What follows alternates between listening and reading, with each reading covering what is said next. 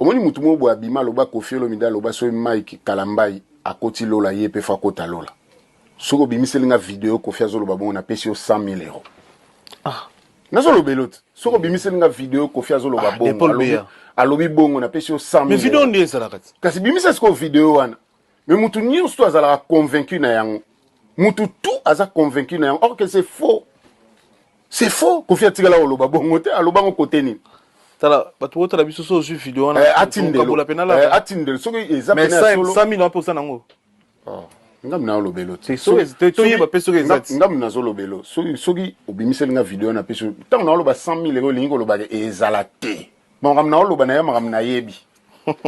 eza makambo na yebi mais batu bimisango pe net makambo solo et comme penza ekota penza na bandako batu presque tout quoi mutu tout comment bena ozongo peneza makambo solo ke Koffi aloba bongo so Mike Kalambai akoti lola yepe fa kota malobango wapi